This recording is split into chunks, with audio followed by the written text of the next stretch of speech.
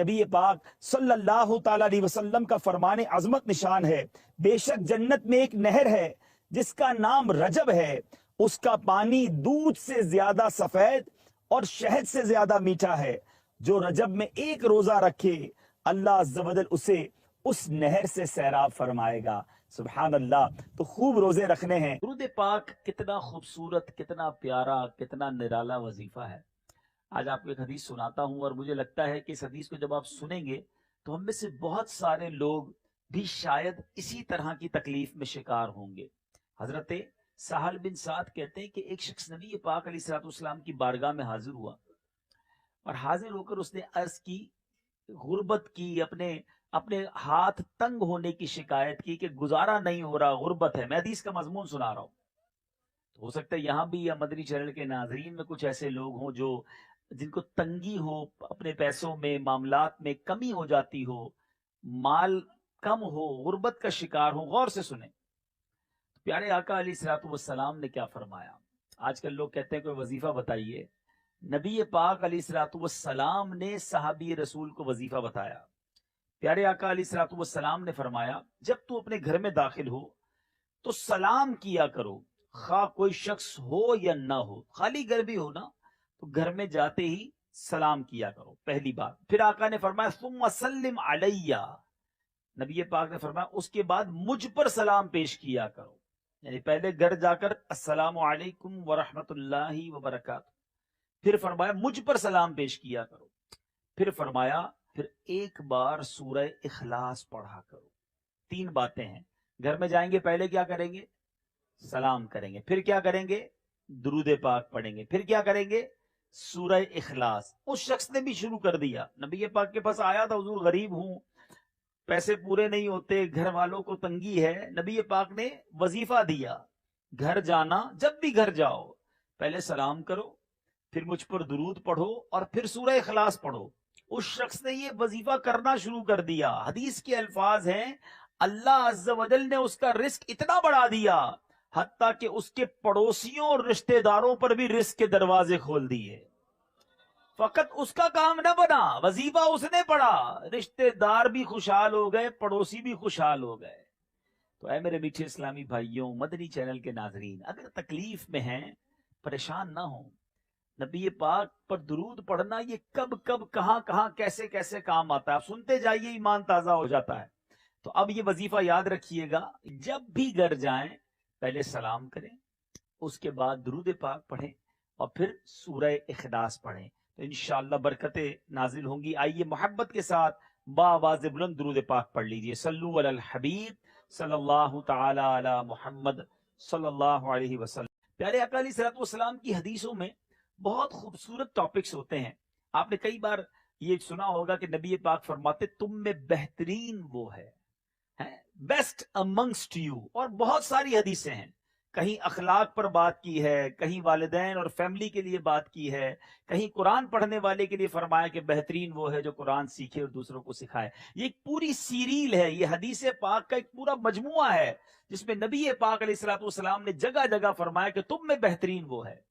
مگر آج میں ان حدیثوں میں سے چند حدیثیں پیش کروں گا، اور اللہ کرے کہ اس میں سے ہم کچھ سیکھنے میں کامیاب ہوں، کہ جس میں نبی پاک علیہ الصلوۃ والسلام نے فرمایا کہ وہ ہم میں سے نہیں، یعنی وہ شخص ہمارا اس سے کوئی تعلق نہیں ہے، ہمارے اندر وہ نہیں ہے جو اس بری عادت کا شکار ہے۔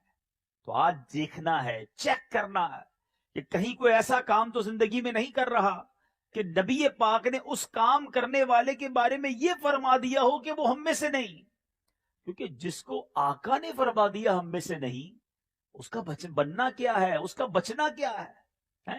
پھر تو کوئی اس کا حامی نہیں نا۔ امیر اہل سنت اپنے ایک شعر میں لکھتے ہیں نا، سبھی ٹھکرا چکے گر تم بھی مجھ سے ہو گئے ناراض، قسم رب کی کہیں کا نہ رہوں گا یا رسول اللہ۔ آقا راضی ہیں تو رب راضی ہیں، اگر نبی پاک ہی ناراض ہو گئے تو پھر بچنا ہی کچھ نہیں ہے۔ سید اعلیٰ حضرت امام اہل سنت یہ فلسفہ ایک ہی شعر میں سمجھاتے ہیں، اگر سمجھے کوئی، بخدا خدا کا یہی ہے در، نہیں اور کوئی مفر مکر، جو وہاں سے ہو یہیں آ کے ہو، جو یہاں نہیں وہ وہاں نہیں، آقا راضی نہیں تو پھر رب کے یہاں کوئی مقام نہیں ہے۔ تو وہ چند حدیثیں سنانی ہیں، مگر اس سے پہلے نبی پاک کا ایک خوبصورت انداز، کیا اصلاحی انداز ہے اور کیا ہمیں سیکھنے کو ملتا ہے۔ بہت سارے بزنس مین بھی بیٹھے ہوں گے۔ مفسر شہید حکیم الامت حضرت مفتی احمد یار خان نعیمی رحمت اللہ تعالی لکھتے ہیں کہ ایک بار نبی پاک علیہ الصلوۃ والسلام غلے کے بازار میں تشریف لے گئے، اناج مارکیٹ میں تشریف لے گئے، تو کسی دکان پر گندم یا جو یا کسی غلے کا ڈھیر لگا ہوا تھا۔ پیارے آقا علیہ الصلوۃ والسلام نے اس ڈھیر میں اپنا ہاتھ ڈال دیا، اور جب ہاتھ اندر ڈالا تو پتا چلا کہ ڈھیر اوپر سے تو سوکھا ہے، اندر سے گیلا ہے۔ سرور کائنات علیہ الصلوۃ والسلام نے اس غلے والے سے فرمایا کہ گیلے غلے کو ڈھیر کے اوپر کیوں نہ ڈالا، تاکہ لینے والے کو پتا چل جائے کہ جو غلہ ہے وہ گیلا ہے، بھاری ہوگا نا، وزن اس کا زیادہ ہو جائے گا، اوپر سوکھا نیچے گیلا۔ آقا علیہ الصلوۃ والسلام نے فرمایا من غش فلیس منا، جو دھوکہ دے وہ ہم میں سے نہیں۔ میرے میٹھے اسلامی بھائیوں، یہ پہلی حدیث ہے جو آج اس بیان میں نے اور آپ نے سیکھنی ہے۔ اب یہ سمجھنے والی بات ہے کہ اگر مال میں کوئی عیب ہے، ہماری پروڈکٹ میں کوئی خرابی ہے، تو اسے بتا دینا چاہیے کہ بھائی اس میں یہ کمزوری ہے۔ مگر آج سچ بتاؤ کیا ذہن ہوتا ہے کاروباری لوگوں کا؟ ہو سکتا ہے یہ دکاندار بھی بیٹھے ہوں گے، بلکہ آج تو بندہ ہی وہ رکھا جاتا ہے کسٹمر سروسز کے لیے، جو جس کو کہتے ہیں سیلز مین، کہ وہ گھٹیا مال جو ہے کسی طرح اپنے گاہک کو بیچ دے، اے بتا کر، A1 بتا کر، کسی طرح قسمیں کھا کر بیچ دیتے ہیں۔ ہمارے ساتھ بھی ہوتا ہے، کبھی کسی دکان پہ جاتے ہیں، اس کو پوچھتے ہیں بھائی کلر تو پکا ہوگا، بولا بالکل پکا جناب، سلائی بالکل پکی، کوئی مسئلہ ہی نہیں، میڈ ان فلاں کی مہر بھی لگا دی۔ اور جب گھر آ کے دیکھتے ہیں تو سب تمام چیزیں اس میں سے خراب نکل رہی ہوتی ہیں۔ آج فروٹ والے کا کیا حال ہے؟ فروٹ لینے جاؤ، ہم اپنی آنکھوں کے سامنے فروٹ لیتے ہیں، اور لیکن جب اس کو موقع ملتا ہے تو وہ ہماری تھیلی کے اندر چند گھٹیا پھل ڈال دیتا ہے۔ یہ چند سکوں کی خاطر کیوں روزی حرام کر رہے ہیں؟ سوچئے، نبی پاک کا یہ جملہ ڈرانے کے لیے کافی ہے۔ میری بات اگر میں سمجھا سکوں، ایک تو حرام کمانا، دھوکہ دے کر، وہ الگ حرام ہے، لیکن جس کے بارے میں آقا فرما دے وہ ہم میں سے نہیں، وہ جائے گا کدھر؟ وہ بخشوائے گا کیسے اپنے آپ کو؟ وہ شفاعت کیسے لے گا؟ اگر قیامت کے دن نبی پاک نے فرما دیا کہ تم دھوکہ دیتے تھے، جاؤ ہم میں سے نہیں، ہم کدھر جائیں گے؟ چند سکوں کی خاطر جھوٹ بولنا چھوڑ دیجئے، چند سکوں کی خاطر بھئی کسی طرح میرا یہ مال بک جائے۔ ہمارے بزرگان دین اگر غلطی سے کوئی مال، حضرت امام اعظم ابو حنیفہ کے بارے میں آتا ہے کہ آپ کے ایک سیلز مین نے، آپ نماز پڑھنے گئے، ایک ایسا مال تھا جس میں عیب تھا، اس بندے نے بغیر وہ بات بتائے اپنے گاہک کو بیچ دی۔ آپ آئے تو پتا چلا کہ وہ مال بک گیا ہے، عیب بتایا، حضور نہیں بتا سکا، مجھے نہیں پتا تھا یا میں نہیں ڈیفائن کر سکا۔ آپ نے اس دن کی جو سیل ہوئی تھی ہزاروں درہم کے اندر، وہ سارے کے سارے پیسے اللہ کی راہ میں خیرات کر دیے، کہ ایک روپیہ میرے پاس حرام یا غلط بیانی کر کے نہ آئے۔ ایک وہ لوگ تھے، اور آج صبح و شام پلاننگ ہی یہ ہو رہی ہوتی ہے، کسی طرح کوئی دھوکہ دے کر، ٹویسٹ کر کے، کوئی بات گھما کر اپنا گھٹیا مال بیچ دوں، بس اتنی قسمیں کھاتے ہیں، اتنے وعدے کرتے ہیں، میری خرید اتنے کی ہے۔ مجھے تو آج تک سمجھ نہیں آئی کہ جب مارکیٹ میں جا کر کوئی چیز خریدنے جائیں، کہتے بھائی کتنے کی ہے، کہ بھائی 500 روپے کی ہے، 400 کی دو گے؟ ارے جناب میری خریدی 450 کی، آپ کو 400 میں کیسے دوں گا؟ قسمیں کھانے لگ جاتے ہیں، اور جیسے ہی دکان چھوڑ کے جائیں تو 400 میں دے بھی دیتے ہیں۔ بھائی کیا ہمیں سمجھ نہیں آ رہا کہ آپ نے پہلے جھوٹ بولا تھا؟ کیوں جھوٹ بولنا ہے؟ کیوں قسمیں کھانی ہے؟ یاد رکھو میرے جتنے کاروباری لوگ یہاں سن رہے ہیں، اچھا اب پرابلم کیا ہے؟ ایک تو ہم کہیں نا جناب پیسے والا ہی دھوکہ دیتا ہے، افسوس تو یہی ہے کہ چھوٹے آدمی کو بھی موقع ملتا ہے، غریب کو موقع ملتا ہے، تو وہ بھی دھوکہ دینے سے باز نہیں آتا۔ نہ کریں ایسا، کسی کی ہائے لگ جائے گی۔ بعض اوقات لوگوں کے پاس ان کی جمع پونجی ہوتی ہے، لوگ چھین لیتے ہیں، دھوکہ دے کر وہ لے لیتے ہیں، کدھر جائیں گے؟ تو میرے بیچ اسلامی بھائیوں ایک بات یاد رکھیے، جو میرے نصیب میں ہے نا وہ کوئی چھین نہیں سکتا، اور جو میرے نصیب میں نہیں وہ مجھے کوئی دے نہیں سکتا۔ جو آپ کے نصیب میں لکھا ہے وہ مل کر رہے گا، آپ کے گھر پہنچے گا. اللہ کرے وہ اعتقاد، وہ توکل نصیب ہو جائے. آئے دن اسکینڈل پکڑے جاتے ہیں، حیران ہو جاتا ہے انسان کہ اتنا بھی انسان گر سکتا ہے. دوائیوں میں ملاوٹ. بلکہ پچھلے دنوں پتا چلا کہ جو بلڈ لگایا جاتا ہے مریض کو، جو خون لگایا جاتا ہے، خون تو آلموسٹ ڈینجرس کنڈیشن میں ہی لگایا جاتا ہے نا، مگر اس وقت اس خون لگائے جانے والے میں بھی خون میں ملاوٹ ہوتی ہے. مرنا نہیں ہے، اللہ کو جواب نہیں دینا. خون میں ملاوٹ، دوائی میں ملاوٹ، بچوں کی خوراک میں ملاوٹ. جن بچوں جو بالکل نوزائیدہ بچے ہیں، جن کی جان چلی جائے گی آپ کی اس ملاوٹ کی وجہ سے، مگر نہ جانے کون سا پردہ آنکھوں کے سامنے آ گیا ہے. کیا کرو گے چند سکوں کا؟ جھوٹ بول کر، دھوکہ دے کر، اس کا کوئی فائدہ نہیں ہے. اچھا، صرف یہ جو حدیث پاک ہے یہ ایسا نہیں صرف کاروبار کے لیے ہے. دھوکہ زندگی کے کسی بھی موقع پہ نہیں دینا نا.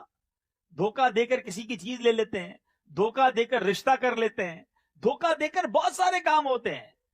کسی بھی موقع پر مسلمان کو دھوکہ نہیں دینا ہے. مسلمان دھوکہ دینے والا نہیں. من غش فلیس منا. اللہ کرے کہ اس حدیث سے میں اور آپ ڈر جائیں. واقعی میں آج وہ حدیثیں سنانے آیا ہوں. نبی پاک فرماتے مجھ سے نہیں تو بندہ کرے گا کیا، جائے گا کس کے پاس؟ سید اعلیٰ حضرت سمجھاتے، سنو، سنتے ہیں کہ محشر میں صرف ان کی رسائی ہے، ان کے سوا کوئی نہیں ہوگا. وہی تو بخشوائیں گے، وہی شفاعت کروائیں گے. اور اگر انہوں نے کہہ دیا کہ جاؤ تم ہم میں سے نہیں، تو ہم کدھر جائیں گے؟ سنتے ہیں کہ محشر میں صرف ان کی رسائی ہے، گر ان کی رسائی ہے لو جب تو بنائی. کبھی زندگی میں کسی کو دھوکہ مت دینا. دے دیا ہے، معافی مانگو، لوٹا دو اس کو، بتا دو اس کو غلطی ہو گئی، میں نے آپ سے جھوٹ بولا تھا، میں نے آپ کو یہ غلط بیانی کر کے دیا تھا، آج معافی مانگ لو. قیامت کے دن کہیں مارے نہ جائیں. میٹھے اسلامی بھائیوں، ایک اور حدیث پاک سنتے ہیں، اور وہ بھی ہمارے یہاں بہت عام ہے. ماشاءاللہ یہاں نمازی بھی بیٹھے ہوں گے. نبی پاک علیہ الصلوۃ والسلام کا فرمان ہے کہ لیس منا من ینکر نقر الغرابی، یعنی جو کوے کی طرح ٹھونگے مارے وہ ہم میں سے نہیں. اور یہ کس لیے؟ یہ نماز کے بارے میں فرمایا. یہاں حضرت سیدنا عبد الرحمن بن شبل رضی اللہ عنہ بیان کرتے ہیں کہ رسول پاک علیہ الصلوۃ والسلام نے کوے کی طرح ٹھونگے مارنے، جانوروں کی طرح بازو بچھانے اور آدمی کو مسجد میں اپنی جگہ مقرر کر لینے سے منع فرمایا ہے، جیسے اونٹ اپنی جگہ مقرر کر لیتا ہے. اب یہ کون لوگ ہوتے ہیں؟ نماز میں دیکھتے ہیں نا، بعض اوقات اتنا جلدی جلدی سجدہ کرتے ہیں، دونوں سجدوں کے درمیان سیدھا بیٹھتے بھی نہیں ہیں، اور فوری فوری سجدہ کرنا، جیسے کوا ٹھونگ مارتا ہے ایسے نماز پڑھتے ہیں. اب ذرا سوچئے، ایک تو وہ طبقہ ہے جو نماز پڑھتا ہی نہیں ہے، اور ایک وہ ہے جو نماز پڑھتا ہے مگر ایسے پڑھتا ہے جو ناپسندیدہ طریقہ ہے. حدیث پاک میں فرمایا، حدیث کا مضمون ہے سب سے بڑا چور کون ہے؟ فرمایا نماز کا چور ہے. اور نماز کا چور کون ہے؟ جو جلدی جلدی نماز پڑھتا ہے، ایسے نماز پڑھتا ہے کہ نہ اپنا رکوع میں کمر سیدھی کرتا ہے، نہ سجدہ ٹھیک طریقے سے کرتا ہے. اب ذرا سوچیں کہ جو نماز نہیں پڑھتا اس کا کیا حال ہوگا. وہ تو عجب بہت بڑا مجرم ہے. لیکن نماز صحیح نہ پڑھنا یہ کس قدر سخت ہے کہ آقا فرماتے وہ ہم میں سے نہیں جو کوے کی طرح ٹھونگے مارے. نماز پڑھے، سکون سے پڑھے. کس بات کی جلدی ہے؟ کہاں جانا ہے آپ نے؟ اللہ کی بارگاہ میں حاضر ہوئے ہو اور وہاں اتنی جلدی بچا رہے ہیں. سوچئے نا، اگر آج مثال کے طور پہ آپ کو کسی منسٹر کے پاس، کسی وزیر کے پاس، کسی بہت بڑی شخصیت کے پاس جانے کا موقع ملے تو کیا کرتے ہیں؟ بڑے ادب سے جاتے ہیں، تیاری سے جاتے ہیں، خوشبو لگا کر، اچھے کپڑے پہن کر، بڑے جس کو آپ کہتے ہیں نا مدھم لہجے میں بات کرتے ہیں، احتیاط سے بیٹھتے ہیں، برا نہ لگ جائے صاحب کو. دنیا میں کسی کے پاس جاؤ تو اتنی تیاری، اور مسجد میں جائیں تو کوئی تیاری نہیں.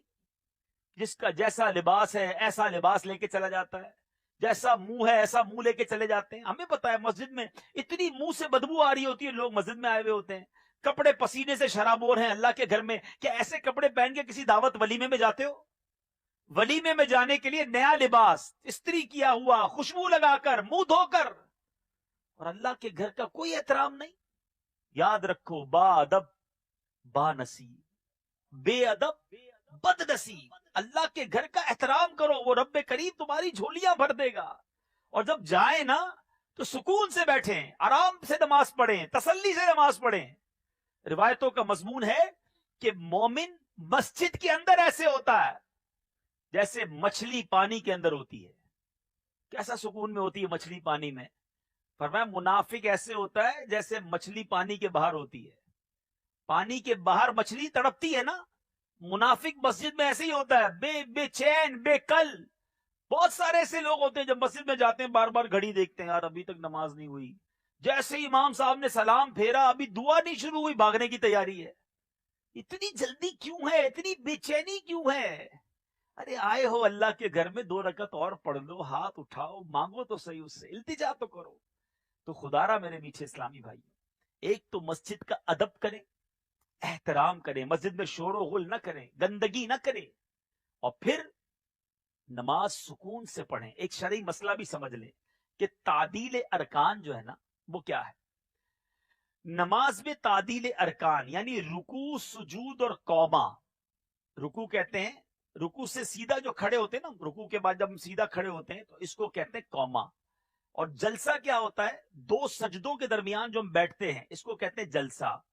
इसमें कम से कम 1 बार सुबहान अल्लाह की मिकदार के लिए रुकना, ये वाजिब है। इतनी देर रुकना, ठहरना कि सुबहान अल्लाह कह लिया जाए, ये वाजिब है, बाहर शरीयत में है। नमाजी को चाहिए कि अपनी नमाज में फराइज, वाजिबात, सुन्नतें और मुस्तहिबात का लिहाज रखे, आजजी के साथ खुशू खुजू और इंकिसारी की कैफियत पैदा करे। किसके दरबार में खड़ा है? अल्लाह के दरबार में। लेकिन एक अजीब रेस लगी हुई होती है। तो मेरे बीच इस्लामी भाइयों, खुदारा अपनी नमाज दुरुस्त कीजिए। नमाज का चोर अल्लाह और उसके रसूल को पसंद नहीं। अब अल्हम्दुलिल्लाह दावत इस्लामी ने बड़ा जबरदस्त काम किया कि फैजान नमाज कोर्स शुरू कर दिया। दुनिया भर में यह कोर्स करवाया जा रहा है। सिर्फ 7 दिन का कोर्स है। 7 दिन दीजिए और अपनी नमाज ठीक कर लीजिए। कईयों के वजू ठीक नहीं है, हम वजू खाने पे बराबर में वजू कर रहे होते हैं, अजीब हाल होता है। ऐसे वजू कर रहे हैं कि लगता है वजू ही ना हुआ। नमाज पढ़ते हैं तो पता चलता है सजदे में उंगलियां ठीक नहीं लगाई, सजदा ही नहीं हुआ। सजदा नहीं हुआ तो नमाज ही नहीं हुई। लेकिन किसी को फिक्र भी तो नहीं है। मैं एक सवाल करना चाहता हूं, इतनी बड़ी तादाद में इस्लामी भाई यहां मौजूद हैं, हम में से किसने कब ना कहां नमाज सीखी है? हमने नमाज कहीं सीखी नहीं है, हमने नमाज देखी है। बचपन से अब्बू को, वालदा को नमाज पढ़ते देखा, वैसे ही पढ़ना शुरू कर दी। मस्जिद में आए तो जैसे नमाजियों को देखा वैसे नमाज पढ़ी। वुजू खाने पर बैठे, बराबर वाले को वुजू करते जैसे देखा वैसे वुजू किया। कहां सीखी? किसको पता है नमाज के फराइज कितने हैं, शराइत कितने हैं, वुजू के फराइज कितने हैं? बस देखते गए और करते गए। क्या इस तरह भी दुनिया में कोई काम होता है? क्या आपने इसी तरह बहुत सारे काम किए? आपने मैट्रिक भी इसी तरह कर लिया, कॉलेज में भी इसी तरह पढ़ लिया, टाइपिंग और कंप्यूटर भी ऐसे सीखा? नहीं, आप बाकायदा सीखने गए, आपने इंस्टीट्यूट में दाखिला लिया, आपने कोर्स किया। और जो सबसे अहम फर्ज है आप पर, उसको कब सीखा? ये वाकई वो हाईलाइट है जो दावत इस्लामी ने आज के दौर में हमारे सामने रखा कि आओ नमाज सीखते हैं। और हमारे पास ऐसी मिसालें मौजूद हैं। 50-50, 60 के जब इस्लामी भाई ने फैजान नमाज कोर्स किया या प्रैक्टिकल वुजू और नमाज का किया, उनके अल्फाज हैं कि अब पता चला जिंदगी में 50 साल के बाद के वुजू कैसे होता है। हमें आज पता चला कि नमाज के फराइज क्या है। सोचिए, कई ऐसे लोग होते हैं जो 20-20, 25-25 साल से नमाज पढ़ रहे हैं मगर दुरुस्त नहीं पढ़ रहे। तो खुदारा ये हदीस डरा देने के लिए काफी है कि वो हम में से नहीं, जो नमाज में हदीस का मजमून है, कव्वे की तरह ठोंगे मारता है, सुकून से आराम से नमाज पढ़ें और खास तौर पे तादील अरकान का ख्याल रखें। तीसरी हदीस, नबी पाक अलैहिस्सलातु वस्सलाम फरमाते हैं, हसद करने वाले, चुगली खाने वाले और काहिन के पास जाने वाले का मुझसे कोई ताल्लुक नहीं और ना ही मेरा उससे कोई ताल्लुक है। हसद, चुगली, आज ये हमारे माशरे में कितनी आम हो गई है। कभी सोचा हमने कि आज भाई भाई को हसद हो गया है, بہن کو بہن سے حسد ہو گیا ہے، دوست کو دوست سے حسد ہے. آج کسی کی ترقی اچھی نہیں لگتی. حسد کی تعریف کیا ہے پہلے ذرا سمجھ لیجئے، تاکہ پھر اندازہ ہو جائے کہ ہم حسد کر رہے ہیں کہ نہیں کر رہے. حسد کی تعریف یہ ہے کہ کسی بندے کو نعمت ملے اور دل میں یہ تمنا ہو کہ یہ اس سے چھن کر مجھے مل جائے. اس کو کیوں ملی بھائی؟ مجھے مل جائے، یا کم از کم اس کی تباہ ہو جائے. مجھے نہیں ملنی نا، تو کم از کم اس کی نعمت تباہ ہو جائے. اے میرے میٹھے اسلامی بھائیو، اب ذرا غور کرتے ہیں، جتنے اسلام میں بیٹھے نا، جتنے مجھے سن رہے ہیں، اپنے بارے میں غور کرتے ہیں کہ کہیں حسد ہو تو نہیں گیا. حسد یہ وہ بیماری ہے میٹھے اسلامی بھائیوں جو جہنم میں لے جانے والا عمل ہے. حدیث پاک کا مضمون ہے حسد نیکیوں کو اس طرح کھا جاتا ہے، جلا دیتا ہے جس طرح آگ لکڑی کو جلا دیتی ہے. حسد کرنے والا پتہ کیا کرتا ہے؟ سارا دن عبادت کرنے والا بھی ہو، اگر نمازیں پڑھنے والا ہو، روزے رکھنے والا ہو، صدقہ خیرات کرنے والا ہو، سارے دن کی نیکیاں جمع کرتا ہے اور حسد کر کے اس کو آگ لگا دیتا ہے. کہیں یہ تو نہیں کر رہے ہم؟ اب آئیے غور سے سنیے کہ حسد ہم میں سے کسی کو ہے یا نہیں. میں چھوٹا سا ایک ٹیسٹ بتاتا ہوں آپ کو، چیک کر لیجئے. آپ کے خاندان میں، آپ کے دوستوں میں، آپ کے رشتہ داروں میں، قریب کے لوگوں میں کوئی ایسا ہے، آپ کی مارکیٹ میں، آپ کے کاروبار کرنے والوں میں کوئی ایسا ہے کہ جب بھی اس کو کسی وجہ سے ترقی ملتی ہے، کوئی خوشی ملتی ہے تو آپ کو برا لگتا ہے، یا اس کی آپ کے سامنے کوئی تعریف کرتا ہے تو آپ کو مزہ نہیں آتا؟ تو سمجھ لیجئے دیر از سم تھنگ رانگ، کوئی گڑبڑ ہے. مجھے کیوں اس کی تعریف اچھی نہیں لگتی؟ کیوں مجھے کوئی آ کر بتاتا ہے کہ یار پتا چلا وہ فلاں کا ماشاءاللہ کام بہت ترقی کر گیا، دوسری دکان کھول لی ہے، تو مجھے دل میں تکلیف کیوں ہونے لگ جاتی ہے؟ یعنی اتنا برا حال ہو گیا ہے کہ اگر کوئی دوست آ کر بتائے نا یار ذرا دیکھو میں نے نیا گھر لیا ہے، آپ کب آئیں گے، آپ کو دعوت ہے، تو اس کے گھر بھی جاتے ہیں، بریانی بھی کھا کر آتے ہیں، اور بعد میں کہتے ہیں 2 نمبر کے پیسے سے بنایا ہوگا. اس کے گھر بننے پر تمہیں تکلیف ہے؟ اچھی خاصی گاڑی لے کر کوئی دوست آئے گا، کہے گا یار دیکھو یار موٹر سائیکل تھی، اللہ نے پیسے دیے، میں نے گاڑی لے لی. ارے بھائی بہت مبارک ہو، ماشاءاللہ. جیسی گاڑی لے کر آگے گیا، سود کے پیسے سے لی ہوگی.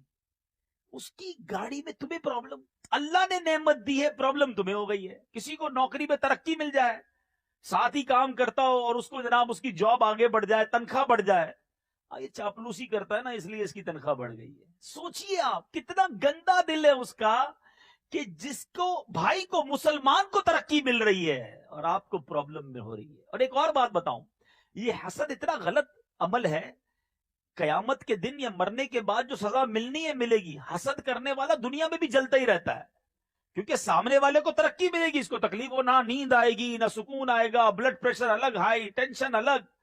یہ میں آپ کو صحیح بتا رہا ہوں. بہت سارے وہ لوگ جن کو رات کو نیند نہیں آتی نا، یا بہت سوچتے ہیں، ہمیں ملتے ہیں لوگ کہتے ہیں یار بہت سوچتا رہتا ہوں، بس نیند نہیں آتی، سکون ہی نہیں ہے لائف میں. میں صحیح بتا رہا ہوں، جن کو سکون نہیں ہے نا وہ چیک کر لیں، یا تو وہ کسی کے ساتھ حسد میں مبتلا ہیں، یا کسی کے بارے میں بدگمانی کرتے ہیں، نیگیٹو بہت سوچتے ہیں. یاد رکھنا، جس کو جو حسد سے پاک ہے نا، جو حسن زن کا عادی ہے، وہ بڑی سکون کی نیند سے ہوتا ہے. آپ کو کوئی کہے یار فلاں کو ایک فیکٹری اور بڑھ گئی، آپ کہے ماشاءاللہ اللہ اور برکت دے.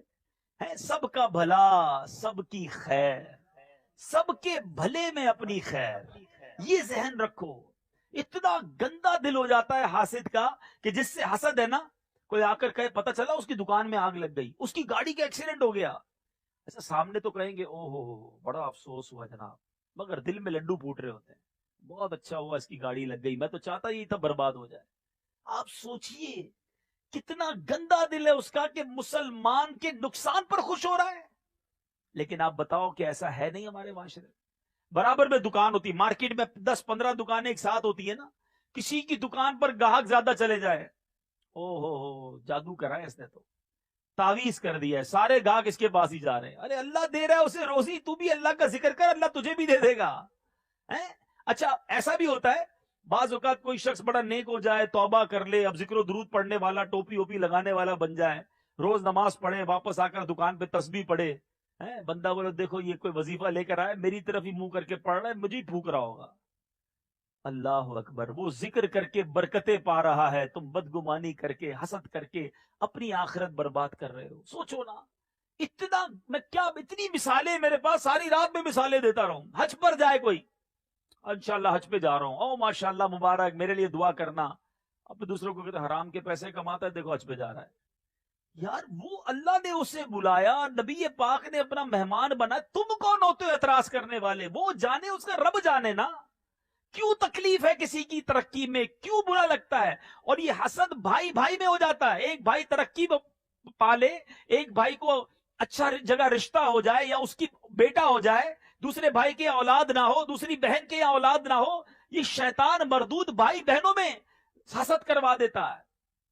تو یہ بیماری خطرناک ہے. اور کتنی خطرناک ہے کہ اللہ کے حبیب نے فرمایا وہ ہم میں سے نہیں، میرا اس سے کوئی تعلق ہی نہیں ہے. تو چیک کرو میرے میٹھے اسلامی بھائیوں، یہ بیماری ہمیں خود چیک کرنی ہوگی کہ اگر زندگی میں کسی سے حسد ہے تو اس کو دور کیجیے. یہ دور کیسے ہوگا؟ اس کا طریقہ بھی علماء نے لکھا. سب سے اچھا طریقہ تو یہ ہے کہ بندہ دعا کرے کہ یا اللہ میرے دل کو حسد سے پاک کر دے، مسلمانوں کے لیے بری سوچ سے پاک کر دے، مجھے مسلمانوں کا خیر خواہ بنا دے. اللہ قریب ہے، آپ واقعی دعا مانگو گے دور ہو جائے گا. دوسرا بڑا پیارا طریقہ اور تھوڑا سا مشکل بھی ہے، وہ یہ ہے کہ جس سے حسد ہے نا، آپ کو جس کی تعریف اچھی نہیں لگتی ہے، جس کو نعمت ملے آپ کو پرابلم شروع ہو جاتی ہے، آپ اس کے لیے دعا کرنا شروع کر دیں. یعنی مثال کے طور پہ، اچھا صرف پیسوں سے حسد نہیں ہوتا، کوئی خوبصورت ہو، بندہ بولے یار میرا رنگ سانولا، یہ اتنا خوبصورت کیوں ہے؟ ارے بھائی اب اللہ نے بنایا اس کو، تمہیں کیا پرابلم ہے؟ اچھا کسی کو شہرت مل جائے، ہمارا لالا موسیٰ میں رہنے والا جانتا کوئی نہیں تھا اس کو، آج ساری دنیا میں مشہور ہو گیا.